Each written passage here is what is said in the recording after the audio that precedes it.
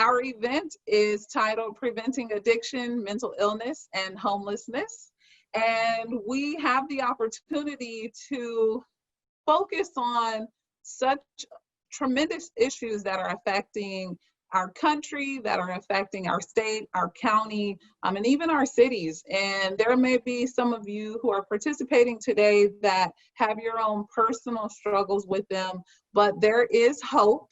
And I believe that A Night in Jail is a story about hope, and tonight's event is also a story about hope and the ability to receive resources and to be able to connect and share with one another. And so you'll have an opportunity to hear an amazing panel. And we also have the author, Heidi A. Swan, here, who is co-sponsoring this event with Behavioral Health Services South Bay Prevention. Our panelists tonight are Kirk Anderson, and the story is actually written about him. We also have Dr. Jeremy Martinez, who will be with us, and Mayor Bill Brand, who is moderating the panel. And additionally, I want to recognize my team, Roberta Tapp and Minor Borjas, who will be joining us as well. So with that, we are going to get into it and talk a little bit about the topics of addiction, mental illness, and homelessness. So I'm Jen Harris. I'm the prevention coordinator with Behavioral Health Services, and we have the ability to do a lot of work primarily around substance abuse treatment and prevention. However, we have several programs that focus on mental illness and making sure that we can treat folks who are in need. We also have outreach programs that work with homeless communities to be able to provide services. And so I'll be sharing some information and hopefully doing a little bit of education before we get into our film and our panel. So in talking about addiction, one of the things that I want to make clear is that marijuana can be addictive. We hear often folks will say, well, no, marijuana isn't addictive. It grows from the ground. However, studies have shown that there are more folks who have been going in at higher numbers for treatment in regards to marijuana use. And also folks reporting that they have experienced addictive behaviors, or they have decided to quit using marijuana because they noticed that it was a problem for them. So 1 in 11 of those who use marijuana will become addicted. That's 1 in 11. Now, there are 1 in how many people will become addicted for those who start in their teens. And I'd actually like some audience participation. If you could type your responses in the chat box. 1 in how many people do you believe will become addicted if they start in their teens? So I see 4, 5, 6, 7, 20, 5, 8, 4. So there are a lot of folks who are close and a couple people who got it correct. So the correct answer is 6. 1 in 6 of those who start in their teens will become addicted. So it's important that we're educating people because marijuana actually does something to the brain. So addiction is considered a brain disease. And when folks are using substances like marijuana or nicotine, it rewires the brain. So it rewires your brain and it changes how you processes things. It also affects your memory. It can affect, marijuana in particular, can affect your depth perception. And so it's important that you understand that.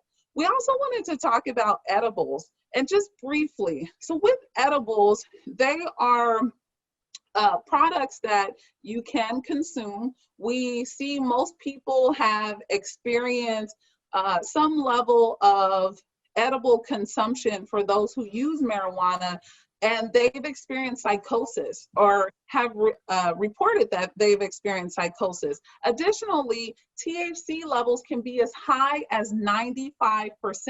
So in the 60s and 70s, you're looking at 1 to 2% THC. consumption or levels in marijuana products. However, that number has substantially grown. And also with edibles, some of the edibles don't list the THC content on there. So sometimes people who are taking them, they don't know how much THC they're actually ingesting. So we'll see higher hospital or emergency room visits due to it. Additionally, we wanted to talk about dabs because there are a lot of folks who don't have a good understanding of dabs or may have never heard of it, or maybe you heard the dab dance and said, oh my gosh, that's so cute. Now, we want to make sure you're educated on this because a dab is actually a high concentration of THC. So you see at the top, they have hash oil, it says shatter, it says wax. And so the process of actually developing or creating a dab involves butanes. And there have been a lot of explosions, home explosions that have taken place because of the chemicals involved in producing this. Additionally, the concern with dabs or waxes is that one puff of a dab equals 10 puffs of marijuana. Wow. So you think about that. The high levels of concentration, one puff of this, you may have heard of or seen wax pens. They're extremely popular with a lot of young people nowadays. The level of THC concentration is extremely high. And I talked about marijuana and how it rewires the brain. I also talked about edibles and some folks reporting experiencing psychosis. The same is true with ingesting dabs or consuming dabs. Also, the effects are immediate. So it intensifies the effects and they're extreme, often causing blackouts. And of course, that depends on how much THC someone is ingesting, and also the products and chemicals used in creating it. It significantly increases tolerance and quickly leads to addiction. That's why it is so important that the education is out there, because there are so many health risks that are involved. Some of the signs of addiction, and I want to be clear throughout this presentation, when I talk about some of the signs of addiction, mental illness, and even looking at homelessness, it doesn't mean that this is an exhaustive list and there are no other signs, but these are things that you should look out for. Withdrawal from family and friends, sudden changes in their behavior, using substances under dangerous conditions, engaging in risky behaviors, and these are risky behaviors that they wouldn't have necessarily otherwise behaved in, loss of control over use of substances, and this also includes prescription drugs, increased use in tobacco products or alcohol, also developing a high tolerance and withdrawal symptoms, and then feeling like you need the drug to be able to function. Additionally, when it comes to prescription drugs, regularly taking painkillers in a way that's not prescribed by your doctor, taking them just in case without having any pain. I mentioned mood changes or mood swings, also changes in your sleep patterns, borrowing medication from other people, seeking the same prescription from multiple doctors, and even poor decision making and putting themselves in danger. So if you notice some of these behaviors when it comes to addiction, this is definitely something you want to be mindful of. When it comes to mental illness, some of the signs, and this is a long list, but you can also find this information on NAMI's website. So that's www.nami.org. And with some of the signs of mental illness, it can be excessive worrying or fear, feeling excessively sad or low, confused thinking or problems of concentrating. We may see that a lot, especially with young people, extreme mood changes, including uncontrollable highs and feelings of euphoria, or even prolonged or strong feelings of irritability and anger. You might start to notice those mood changes happening very quickly, And substance abuse is also connected to this. So someone who is using marijuana, when we look at the psychosis piece of things, there are other links that are involved. So schizophrenia, for instance, there has been a lot of research that has been done that has talked about the link between marijuana use and schizophrenia. And so when we're also talking about other signs of mental illness, it may include thinking about suicide or deciding to abuse substances to be able to control the feelings that someone may be having, experiencing hallucinations, changes in eating habits, and also the inability to perceive changes when it comes to someone's feelings, their behavior, or their personality. Very important to be able to recognize some of those signs. And homelessness, believe it or not, are actually connected to the other two. So when we talk about causes of homelessness, some of them include poverty, also eroding work opportunities, whether there are fewer work opportunities available, or someone has a job, but their cost of living is so high that the job they have doesn't really line up. The lack of affordable housing, we know that we deal with that significantly in California and especially in Los Angeles County. A decline in public assistance for folks especially that were dependent on them. Lack of affordable health care, because yes, it may be a requirement, or there may be folks who have health care, but if the premiums are too high, do they really want to go seek help because of how high the premiums are or how much it costs for them to go in for a copay? Oftentimes people will opt out of having healthcare coverage because of how expensive it is. Additionally, domestic violence issues, mental illness, and addiction disorders. So the connection is there, and it's important that we understand that we need to do something about all three issues because they are so heavily linked. And lastly, I wanted to talk about youth and young adults in regards to homelessness. So homelessness.org has reported that on a single night last year, there were over 35,000 unaccompanied youth who were counted as homeless. Of those 35,000, 89% of them were between the ages of 18 to 24, and the remaining 11 were under the age of 18. You think about how staggering that is with the number of youth who were unaccompanied, meaning there wasn't a parent who was also, or a guardian who was also homeless with them. 50% of homeless youth are unsheltered. They're either sleeping outside, in a car, or someplace that's not meant for human habitation.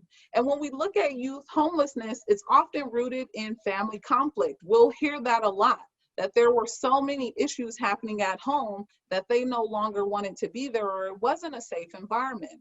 Also, poverty and housing insecurity, racial disparities, mental health and substance use disorders, and involvement with the child welfare and juvenile justice systems. So these are all some of the reasons why we may see a young person who is experiencing homelessness. And when we think about stories of people who have long stays of homelessness, then we have to think about why did it happen? What are some other supports and things that they need in order to make sure they are taken care of?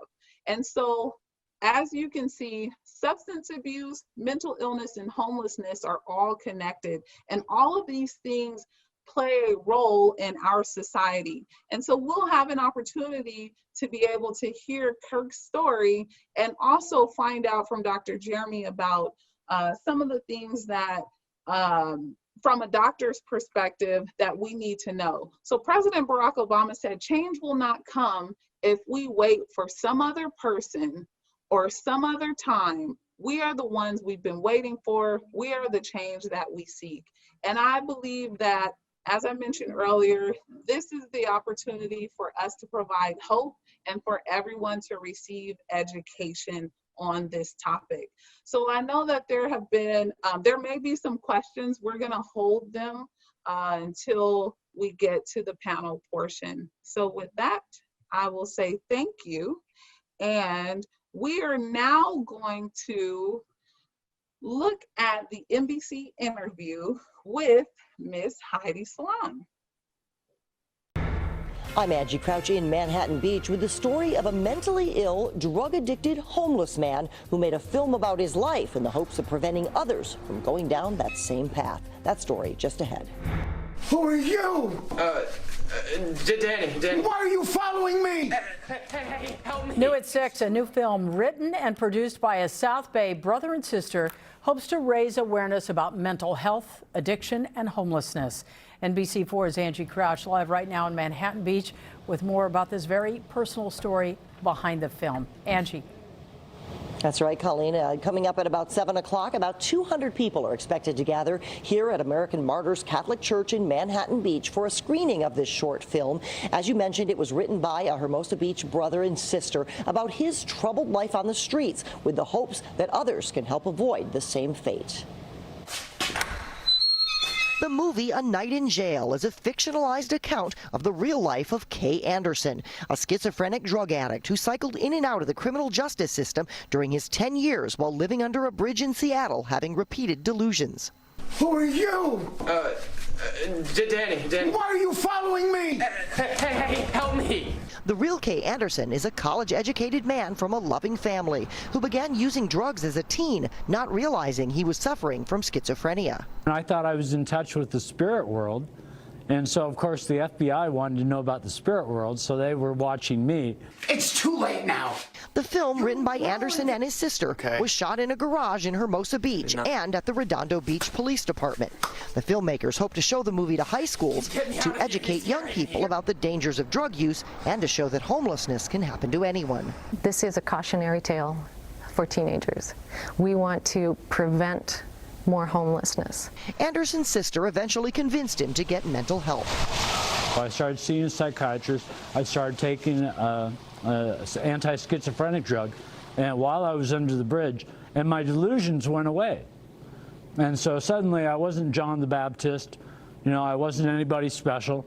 I was just a homeless drug addict underneath a bridge. Anderson got sober and now has a home in Desert Hot Springs. He spends his time helping others who are in recovery, full of gratitude that his sister never gave up on him. I've got a lot of life left, and I think there's a lot of things I can do, a lot of good things I can do. And so I want to show my sister that her investment was well placed. And tonight's screening here at the church is sponsored by MB Safe. That's a nonprofit here in Manhattan Beach that helps the homeless population. The filmmakers and experts will be holding a panel discussion after the 20-minute film is screened tonight. And they're hoping that these kind of stories can help bring attention to the need for more services. We're live in Manhattan Beach. Angie Crouch, NBC4 News.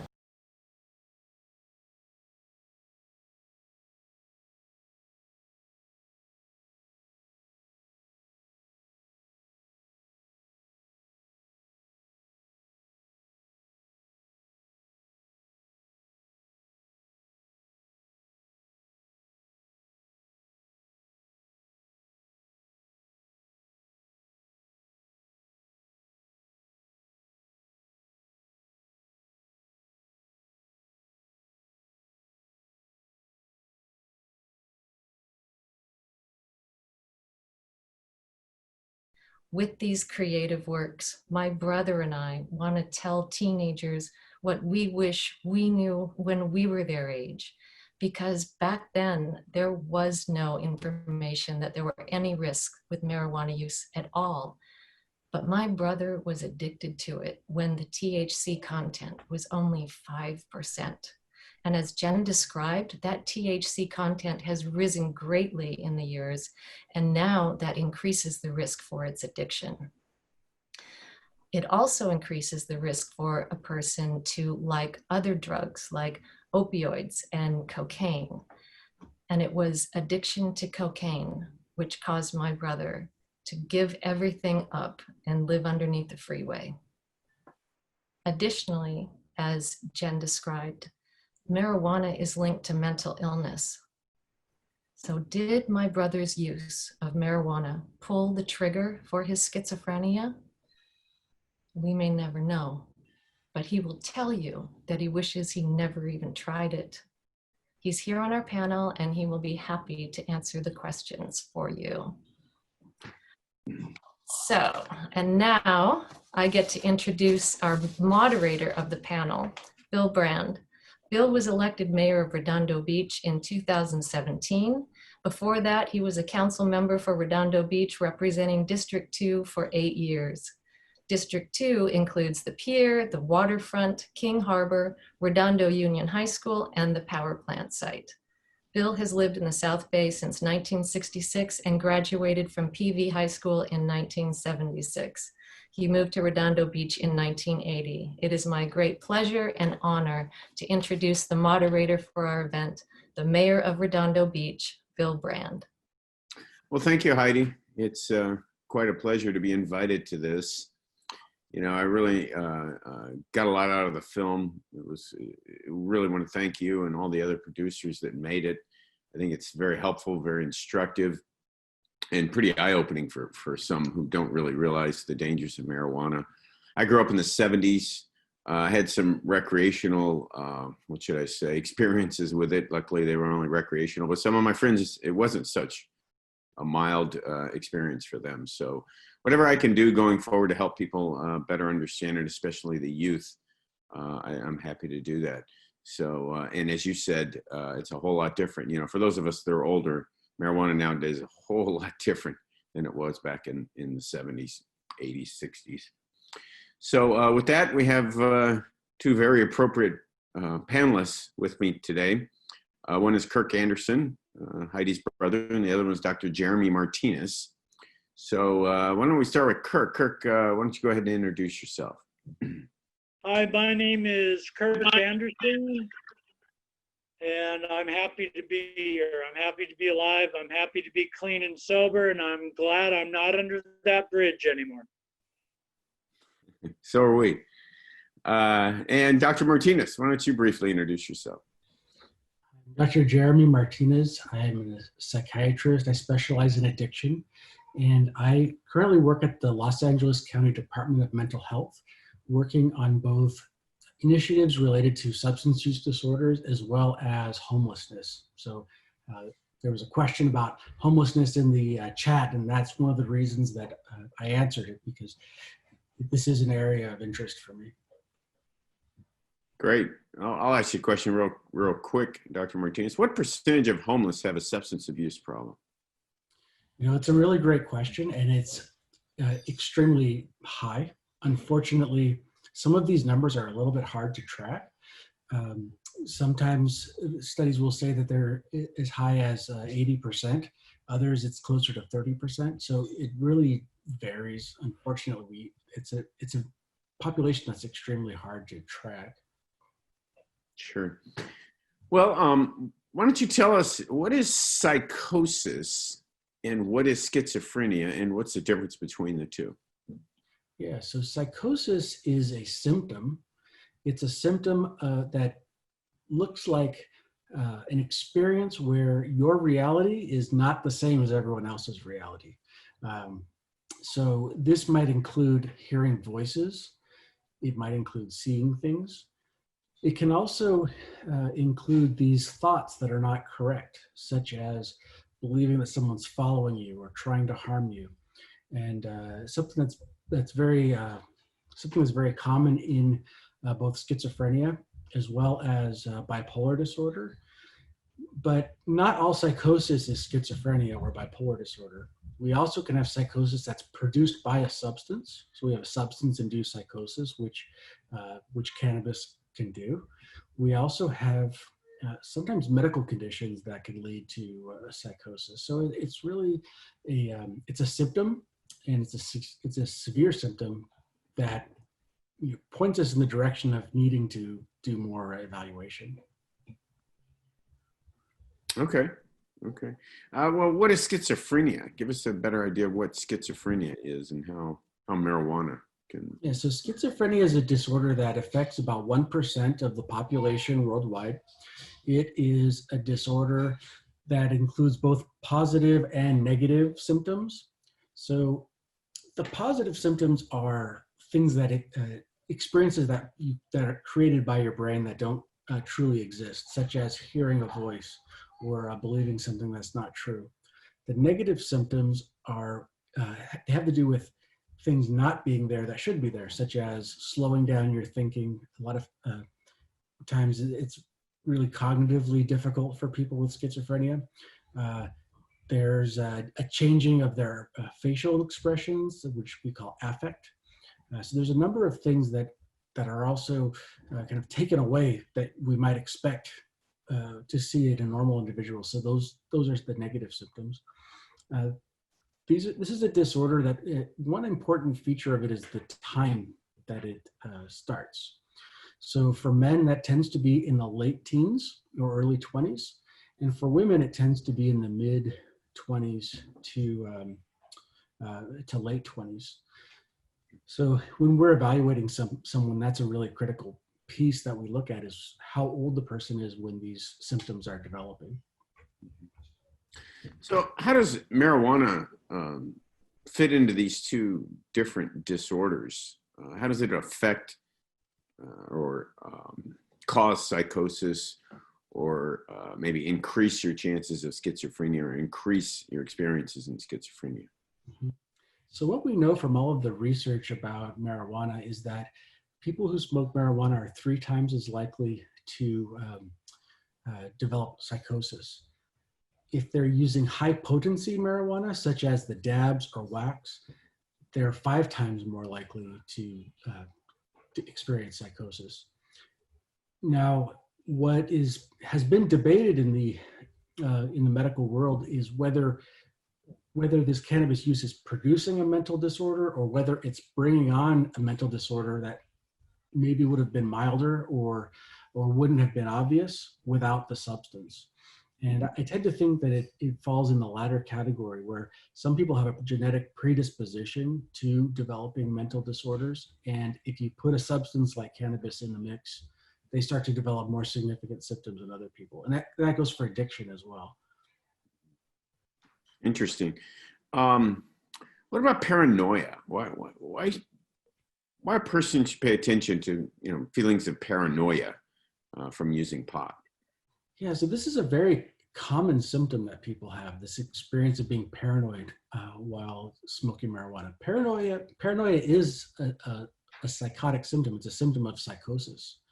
So for people who experience that, it's an indication that your brain is somewhat more sensitive than others to these effects, which may be related to mood problems such as bipolar disorder, can be related to some genes that are present in people that have schizophrenia.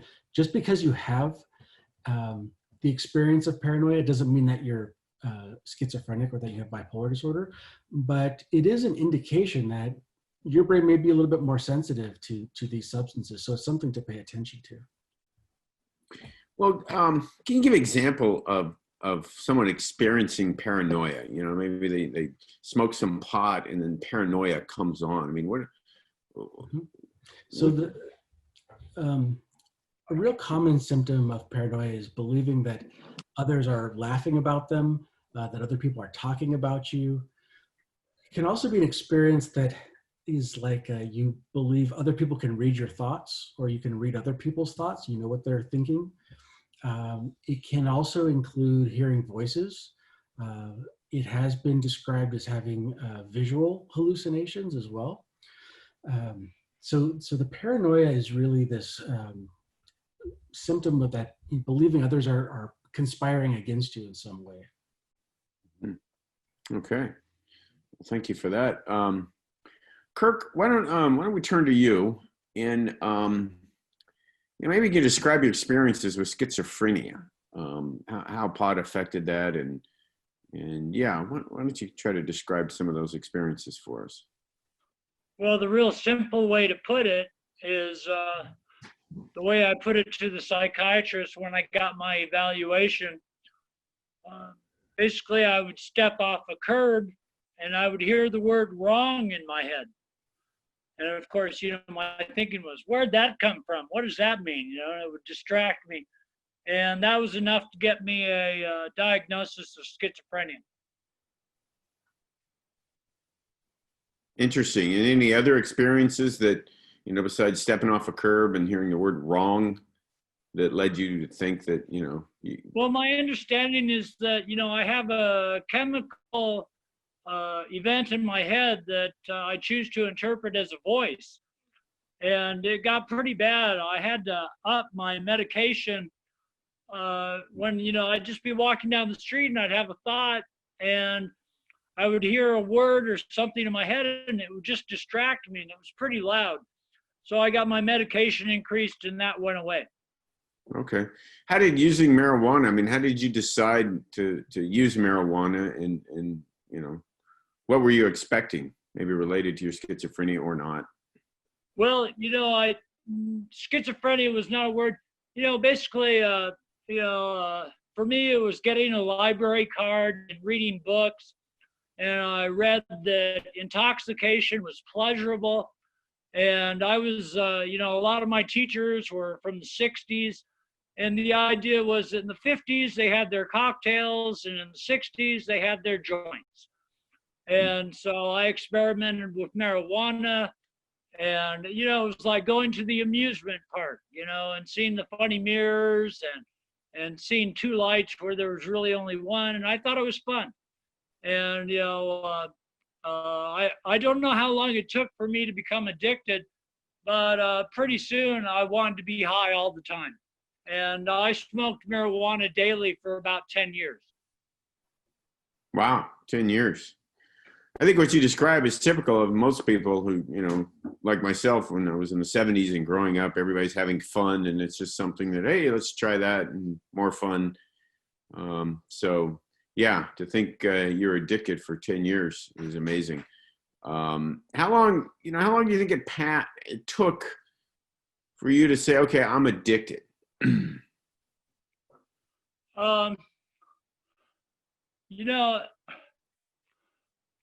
I was always interested in girls, and I moved to college, and I was in the dorms with, in a dormitory that had girls on one floor, guys on the other floor, and it was like my first experiences. And I remember I was in my dorm room, and I thought to myself, what kind of girl would want to be with a guy that smokes pot? And I couldn't stop. So you wanted to be with girls, and you couldn't stop smoking pot. You knew that the girls you were interested in really weren't going to be interested in somebody who was a pothead, and you wanted to stop, but you could. Yeah, I remember. I don't think I've ever shared this with anybody, but I was in Los Angeles, and I was living with a girlfriend, and I remember having to get down on my knees and beg her to lend me $10 so I could get some marijuana. Wow, that's that would definitely define a problem. And the look on her face was not favorable. Did you get the $10? I got the $10. Wow, and did you use it to go buy pot? Yeah, there was a neighborhood in LA called the Pico Hoover neighborhood, and if you had money, you were going to score. Kurt, Wow. Can I ask you a question about that? Sure. When you had that craving to smoke pot, and you needed that money, what feeling were you looking for? Were you looking to remove a bad feeling from how you're feeling, or were you looking to have some pleasure? What was it that was driving that? Well, it got to be to where my normal thinking, when I was high, I felt normal. It became the new normal. And I could work, I could do studies, I did well at school, I did well at jobs, I played Frisbee, I skied, and it became the new normal, because I was high all the time. I was a maintenance smoker, I wouldn't, just get wasted, I just have a hit or two, like 8 times a day. I'd carry a little pouch with me that had a pipe, a container of marijuana, and a lighter. And I'd sneak off and just have a hit or two in between classes, or while I was on the chair, going up skiing. And I was just always had a buzz. Yeah, so I had a father who was quote unquote a functional alcoholic. I guess we could have termed you at that stage of your life as a functioning pothead. Yeah, well, when I was in college, I had a lot of choices about what I was going to write papers, and I did a lot of research on marijuana. And at the time, the research was that it affected short-term memory. And that was about the biggest harm we had. Now, of course, people know you're just putting holes in your brain. Mm-hmm. Clouds your thinking, disturbs your memory, causes behavioral changes. So how long was it from the time you started smoking pot to the time you realized you were addicted? Probably about 2 years. 2 years, and then you were addicted for 10 years. Okay. Yeah. Dr. Martinez, would you say Kirk's experience is typical? I think there's a lot of people that have this type of experience. And what can be very seductive about marijuana, like with many drugs, is that initially you may not notice it causing much of a problem. It's interesting you talking about the 70s and the perception then. So I grew up in the 80s, and it was the age of Nancy Reagan and saying, just say no. So the message that we always heard was all drugs are bad. It doesn't matter whether it's crack or weed or anything, it's all bad. And I think a lot of people in my generation started to doubt that once they started to experiment with drugs and said, well, this wasn't so bad. I smoked pot one time and I didn't get addicted, these kinds of things. And so I think the messaging is very important. But yes, there's many people who have mental disorders that may be mild, and this might be a way to self-medicate. And we have many patients where we're treating them with medication, much like Kirk was talking about. The medication helps with symptoms, but oftentimes there's that need to self-medicate on top of the regular medication. So it's a challenge. Yeah. Complicated. Well, I remember when I was in junior high, I went to a PTA meeting on behalf of my family, and it was on drug education. And there was a discussion about whether or not you scare the kids or you tell them the truth. And we had audio tapes that had people on LSD jumping out of windows, and that was what was available in our libraries. And then people said, if you tell them what it does, it just makes it attractive. Like telling somebody that cocaine causes instant euphoria is going to make it attractive. Do you remember, Kirk, when you were in this stage, I'll call it, what caused you to start taking it? Was it just that you heard that it was fun and then you weighed it against these other fear-based kind of arguments? Did you just not really think about it? You go, hey, I'm going to go have some fun. Well, again, it was the, reading in books that intoxication was pleasurable. We had the whole Playboy culture, the glass of wine, you had brandy after dinner, and it was just marijuana was the 60s version of a cocktail. Right. Now you got slick marketing from companies like MedMen and others. So, with that, I think I'll throw the questions open to some of the other folks here.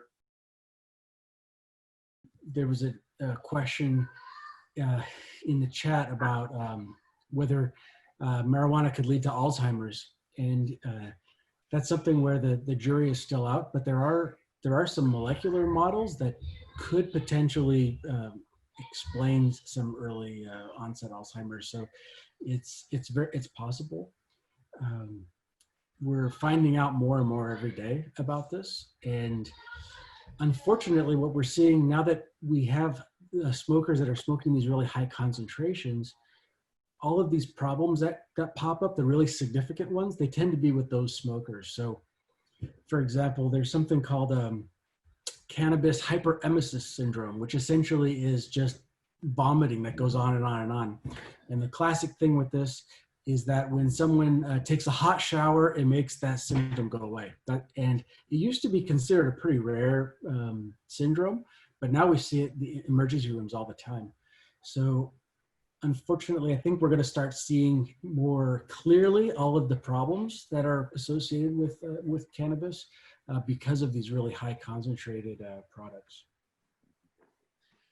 And I'm sorry, can I also add to your first point or first question, Bill, in regards to the education piece? We definitely need to make sure that there's more education that's happening in schools. And I know we tend to focus more on youth who are as young as 12 years old, but we need to start education a lot sooner, especially since more states are passing laws that allow medicinal and recreational marijuana use. And we want to make sure that young people have the ability to understand what are some of the harms that are involved, but also what are healthy alternatives? What are things that you could be doing instead of using marijuana? And so we've actually had the opportunity in being funded by SAPC, the Substance Abuse Prevention and Control with the Department of Public Health. We've had the ability to work in schools and to provide education, but we need to put more money into prevention. We need to be able to provide an opportunity for young people to really get this information and have not just school, cities and the county supporting us, but making sure school districts are on board with us being able to come in and do the education that is needed to make sure young people can make informed decisions. Okay, thank you, Jen. Turning a little bit more to treatment, there's an interesting question on the chat. Says, I am curious to know the panelists' thoughts on the role of spirituality in the recovery process. LA County is one of 3 counties in the state that has adopted a policy allowing for county-related clinicians to discuss spirituality if the client brings it up. Maybe somebody would like to tackle that, Dr. Jeremy or Jen, or even Kirk. I mean, Kirk, maybe when you were, what was most effective in your treatment? Did that play a part in it? I like reading stories of people that have recovered. And an important part of recovery is that you've hit bottom. And so oftentimes I hear stories about people, who are in a motel room for 2 weeks with a bunch of vodka bottles, and they get to the bottom and they cry out to God for help. They hit bottom and they cry out for God for help, and their life changes. When you say you have to hit bottom. Yeah. That's, somebody that's 19 years old and has never lost a job, has never been homeless, they have a car, they're hard to reach. Right. For me in treatment, the thing that made most sense was the idea that drugs give false euphoria. So much of, I think, what human beings are after is the truth. Everybody wants the truth. And, drugs are a false euphoria. You do some drugs and you feel like you got $1 million, but you don't. It's just the dopamine. And, I talked to a psychiatrist and I said, what do normal people get high off of? And he said, relating to other people and accomplishments. And so you can get a high, like I experienced clean and sober, is relating to other people and having accomplishments, like getting clean time. Mm-hmm. So when you were hitting rock bottom, and you said you turned, you said God, but what, and I think a lot of people do that just because they're desperate, but what as you were spinning out of that was most helpful, as you realize you hit rock bottom, you realize, you're living under a bridge, you realize this is not sustainable. What helped you? What turned you besides being desperate? Once you got past the desperate phase. You know, for me, recovery was like turning a battleship around. It took a long, it was, I really liked drugs. I liked getting high. And it was the consequences. The consequences just became horrendous. After my last relapse, I was in a position where if I used again, I was going to end up homeless in desert hot springs in 120-degree weather. And so I started every morning for 2 years. I attended a 12-step meeting. I got out of bed, I went, I sat and I listened. I sat on my hands, and all I remember was getting a hug from a guy that said, pick up your court cards. Pick up your what? Sorry. Court cards. Court cards. And that's one of the great validations of the 12-step program, is that the courts send people to AA and NA. Right. That's something that a lot of people are trying to help people in that situation struggle with, because they don't want them to have to hit rock bottom. They want to help them before it gets so bad. What would you say to people, loved ones, family, friends, clinicians, who are trying to help people before they hit rock bottom in that fashion? I mean, would you say, what would you say? I don't know. It's tough. It's very tough, because I was in that situation with my father. He's an alcoholic. You hate to see a loved one ruining their lives, and you don't know what to do.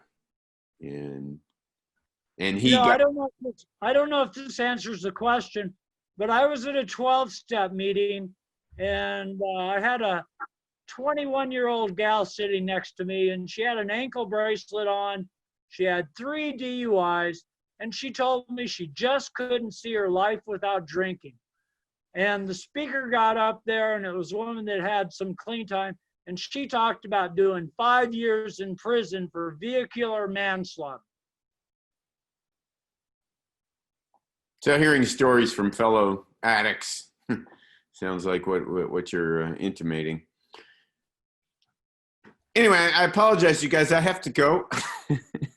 I'm really sorry. I had a commitment at 6:45. So No, Bill, we appreciate you and thank you. And I'm actually going to pick up the panel and continue with the questions. And just for everyone who's on, we will be concluding at 7 p.m. We will also put the post-test information into the chat box. We know that there were some additional questions that were asked, and so we want to try and get to as many of them as possible while we still have Kirk and Dr. Jeremy. So thanks again, Bill. We appreciate you for moderating our panel. Thanks, everyone. All right, so Minor, if you would continue with our next question, please. Yes, of course. So our next question is, what can young people do to prevent problems related to mental illness? And Dr. Jeremy, if you don't mind answering. Yeah, I wanted to answer this because it is related to one of the post-test questions, which is that when individuals are adolescents and they're exposed to these substances, to smoking marijuana during adolescence, they are at higher risk for later development of a substance use disorder. So one of the, I hate to say just say no, but the exposure to substances is more likely to develop a problem. And we see that the younger somebody is and they're exposed to alcohol or cannabis, the more likely they are to have problems. So one way to avoid a problem is wait till you're 25. Wow. When the brain is fully developed, maybe you won't have as much of a problem. But I really can't, clinically recommend that. But certainly, the more that it can be avoided, the better.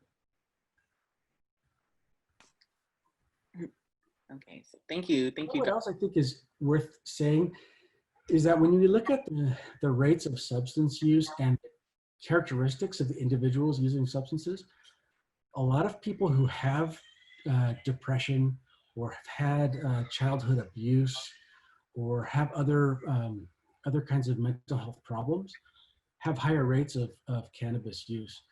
So from a treatment standpoint, if we see somebody smoking pot regularly and they don't want to give it up, we need to ask ourselves why. And is there a mental disorder, or is there some trauma? Maybe it's some therapy, maybe it's spirituality, as was mentioned. But it's an indication that something is going on that needs to be looked at. Thank you, Dr. Martinez. So this question goes directly to Kirk. How is COVID shelter-in-place orders affecting your ability to get to AA/NA? And how is it affecting your support structures for staying sober? A good question. We still have meetings. We're limited to 10 people. Last meeting I went to was at 6 a.m. and we had 8 people, and people were wearing masks and that. I'm also involved in a phone conference meeting that happens 3 times a week. And I'm working as hard at recovery as I used to at using drugs. When I was out using, I had a girlfriend. She said, "Kirk, you work too hard at having fun." And I work very hard at my recovery. It's been uncomfortable, but I've gone up to old timers and I've asked for their phone numbers, and I've collected over 100 phone numbers, and I call them on a regular basis. And it's not always the easiest thing, but I got to do it. And I spend the rest of my time reading the literature. Thank you, Kirk. So going off of that, what gave you the strength to make your change? And on top of that, what keeps you from relapsing? I don't know where this, like I said, it was like turning a battleship around. It wasn't easy. And, it's been hard because it's taken a number of, when I committed myself to the drug lifestyle, I spent a couple of years getting set, and now I've had to start all over, and it's taken years to get a life together that I'm happy with. And what keeps me from relapsing is that I'm constantly thinking about my recovery. I don't watch TV. If it doesn't have to do with my recovery, I really don't care about it. And that's just what's gotten me 43 months clean and sober. I'm working awfully hard at having 5 years. There's some people in the 12-step program that say you're a newcomer until you got 5 years. And I've heard that your head pops out after 5 years. So I'm dedicating myself to recovery for years. Thank you, Kirk. I think that your experience is super valuable when talking about just like addiction and relapse and recovery in general. So thank you. And so this question goes directly to Dr. Martinez. So how can we better educate the public about this growing problem? And the person says that it's affected their family deeply. When we're talking about the 1950s and the cocktails, it makes me think about how important it is really the media and the types of messages that are being put out there. The images that we see are the people we look up to. It's one thing for a doctor to come out and say, well, you shouldn't use this substance, it's bad for your brain. But when somebody's smoking a blunt in a rap video and they look cool, like what would you rather do? So I think it's really important that in our depictions in media that we really start to embrace things like reducing the stigma around mental health, and really like decoolifying all of these substances. And I think that's something that we've seen happen with cigarettes. It's certainly not something you see in movies the way that it used to be. And there's a different kind of stigma around smoking cigarettes. So it is possible. And kind of going off of that, this person asks, why is there so little information available about marijuana and mental illnesses? You know, I think it depends on where you look. If you look at the internet and you just kind of Google things, you see all kinds of different information. Some good solid information that is easy to understand is on the NIDA website, nida.gov. And there actually has been quite a bit of research looking at this problem. We've known that psychosis was a problem from cannabis for at least the last 15 years or so. It's just become more and more consistent in the research as time has gone on. Just kind of to bounce off of that, I will say, since working with BHS, NIDA has been an invaluable source of information, even just for teens and for adults in general. So if you have the time, look up NIDA, it's super valuable. So let's move on. So this is once again going to Dr. Martinez. What are the biggest barriers you have found for this population to obtain mental health services? You know, I think it's the same problems that we have across all different parts of healthcare, which is access to treatment.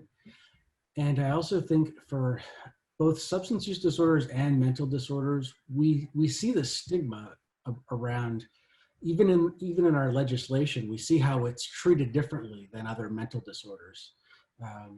So it's something that I think will take time I think the stigma needs to be reduced. There needs to be more focus on looking at mental illness as a chronic disease. And this, you know, goes for all mental illnesses, anxiety problems, depression. These are chronic diseases that worsen medical problems and needed to be treated that way. So there needs to be access, there needs to be funding. And unfortunately, it's you know, something that you see. I know the BHS folks will see this when you have somebody in substance abuse treatment and they say, okay, well, you only get this many days and then you have to stop. But if you're in the hospital with, you know, recovering from a heart attack, they don't tell you like, well, okay, now your 30 days is up and you're, you know, you have to be out. So that's what we see, that stigmatization. And I think there's a lot of people that really don't understand addiction, especially people who make the laws, and they don't understand mental illness. They treat it as kind of a moral judgment or as a choice. So we've got a ways to go still. Thank you. Thank you for your insight, Dr. Martinez. And this last question, since I know that we're running a little short on time, but this last question will go to Kirk. So this person is asking, even after addiction and relapse, can people who are addicted live productive lives if they get help? Yes, very much so. And the key is helping other people. And, you know, I've heard it all boils down to love and service.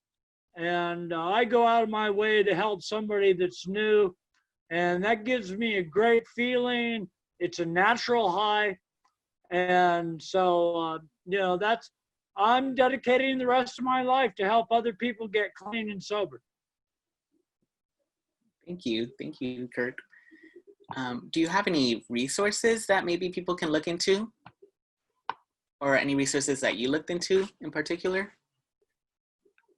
You know, treatment centers are wonderful. I understand, I didn't hear it mentioned, but I understand there's the Lifeline is a way of getting into treatment.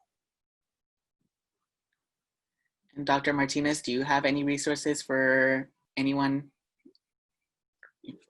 Oh, you're muted.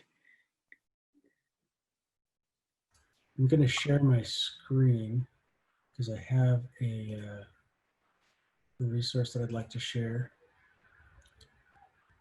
which is the substance abuse hotline, which is through Substance Abuse Prevention and Control. This is open 24/7 and doesn't require you to have insurance.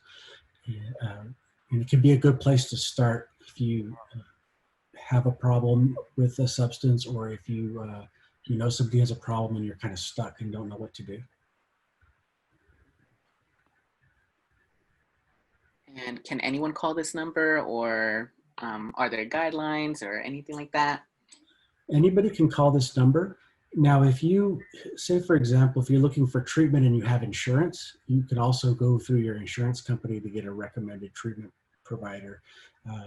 So this is really a county program and focused on those that don't have insurance and also Medi-Cal. But anybody can call, and this can be a very helpful resource for people. Thank you so much for sharing that resource. We appreciate just the accumulation of resources, and if you know that anyone might need this number, please feel free to give them that number, take a photo of it, and yeah. So, Jen? Yeah, I'm going to add to the resources. So one, for all of you, we will be sending up a follow-up email later tonight, and it will contain additional resources, because we know that we've been talking about 3 different topics, right? You have substance abuse, in regards to addiction. We have mental illness. We've also talked about homelessness, and there are so many resources that are out there. And so, along with the resources that Kirk and Dr. Jeremy shared, I do want to highlight behavioral health services, because we have, for those of you in Los Angeles County, we do have locations throughout LA County. We provide mental health services. We also provide substance abuse treatment, both in the forms of outpatient and also residential. And we have 2 detox locations, as well as several health centers that provide primary and prenatal care. And so we want to be a resource to everyone, because we have the ability to provide treatment for free when it comes to the use of Medi-Cal, and also fee-for-service as well. Additionally, when it comes to homelessness, there are several organizations that you all should take a look at. First, look into 211. If you go to 211, they are a great resource, because they can provide information on all 3 of the subject matters. Additionally, PATH is a really great organization that focuses on homelessness, including Harbor Interfaith. And when it comes to mental illness, you can also look into NAMI, which I mentioned earlier. Their website is www.nami.org, and they have a lot of resources on there. And it looks like, Dr. Martinez, you've also shared the Los Angeles County Department of Mental Health. Yes, so I wanted to also share our access hotline, which is also available 24 hours a day. And we have something new on this hotline, which is a warm line. So in addition to calling and for emergency type services like PMRT, we also have a warm line which is option 2. And that's for anyone who just needs to talk. If you have a patient who's very anxious and they're struggling with COVID and isolation, they're able to use this warm line, which is option 2. It doesn't have to be an emergency. They don't have to be suicidal. It's just for people that need to talk. So that's something that's been new over the last 2 weeks that has started. We also, in the last 2 weeks, have started a hotline for employees in the LA County who need somebody to talk to. And so that's option 3.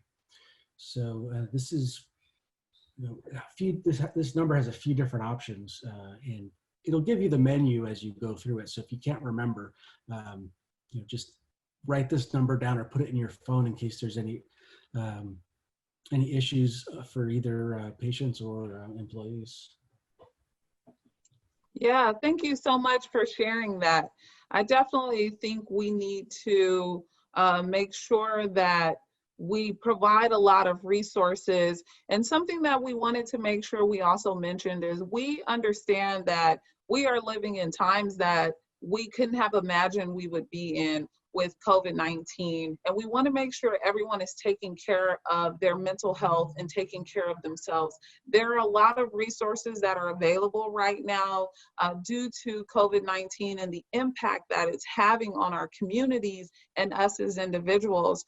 And so when it comes to COVID-19, something that we did want to make sure we mention is that substance abuse use is on the rise, even more so because of COVID-19, and there is help out there. There are folks who are reporting that they were once in recovery and they have now relapsed due to the stress and the pressure that they've been experiencing, whether it's because of job loss, financial insecurity, or feeling socially isolated and depressed. And so we want to make sure that everyone understands that though substance abuse is on the rise, you can continue to stay clean. We have seen and heard about more folks who have been experiencing social isolation, and especially young people who are not used to it because they're in a school environment where they get to interact with their friends every day. These are opportunities for us to be able to connect, right? These are opportunities for us to be able to provide resources and make sure everyone has the help that they need. And Kirk, again, we appreciate you sharing your story and us being able to watch the video. I want to make sure we go through some of the comments that were listed, and there were a couple of questions. So Lori, you asked, will the film be available to share? Unfortunately, the film is licensed. However, you can reach out to Heidi. I will make sure in our follow-up email that we have the contact information for each of us, so you all can reach out to be able to ask questions. But if you're interested in sharing the film or showing it, you can reach out to Heidi and she can provide you with more information. And it's great that you know counselors who'd be interested. Greg, you left a comment and said that you had your first psychosis at 17 and was diagnosed bipolar and schizophrenia, and that you're now 52, you got sober at 23, and you're so grateful when you saw the film and had a lot of the same delusional thoughts. And I think it's great that you were able to make a connection. Congratulations on being sober. We love to hear stories about folks who have overcome and they are continuing to live their recovery strong. Aubrey mentioned that, hold on, let me scroll up. Aubrey mentioned that they're educating teens and parents via social media with the Think You Know campaign at Parents Opposed to Pot. And so, and also Mom Strong. So if you're interested, you can go to momstrong.org or poppot.org and to be able to see those resources. And we definitely have been able to connect with Parents Opposed to Pot. Diana mentioned that there are increased car accidents as well as marijuana and combined substance use. We've also been hearing from our partners with the California Highway Patrol that they have seen an increase in the number of folks who they pulled over for speeding. And so we want to make sure that folks understand that there are still consequences to your actions, and it's important to live substance-free lives to make informed decisions. Lastly, I want to see if Kirk and Dr. Jeremy and Heidi, if you all have any final words for our participants. Life is good. I love it. Right to the point. Life is good. Dr. Jeremy?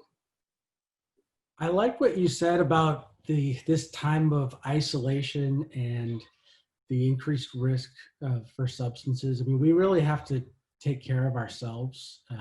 For those of us working at home, you know, sometimes we end up working very long hours and not taking breaks. And it's Mhm. important that we pay attention to self-care, take breaks, make sure that we eat, and do everything else that we need to stay healthy. Yes, thank you for that reminder.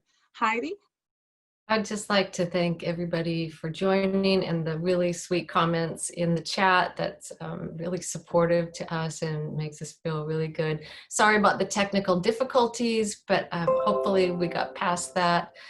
And yes, we would really like this film to be shown in schools. And as Jen described, it's sometimes hard getting into schools.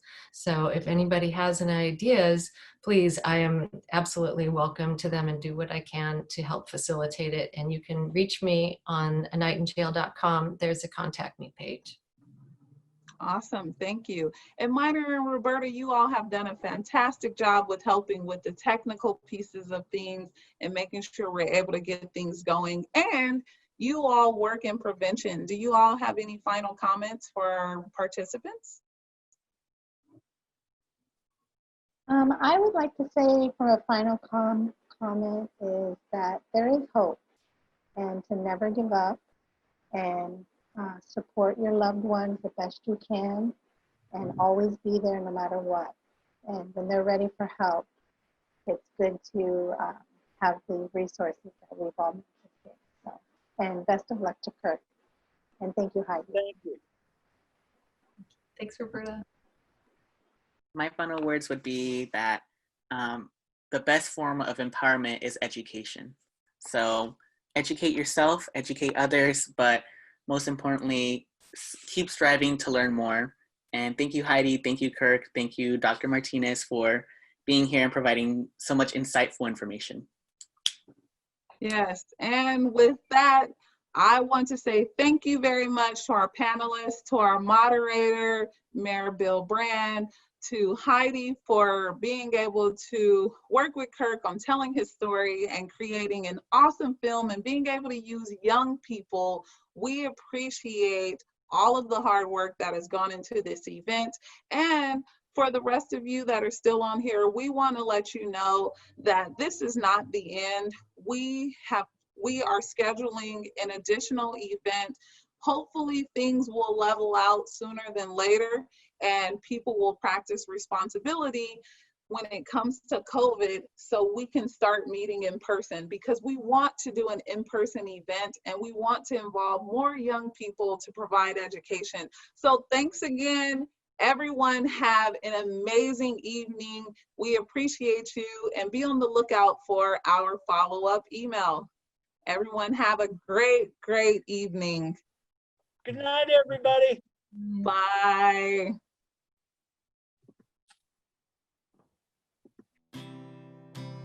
There's been times I thought life might go my way, but those times, they've been few and far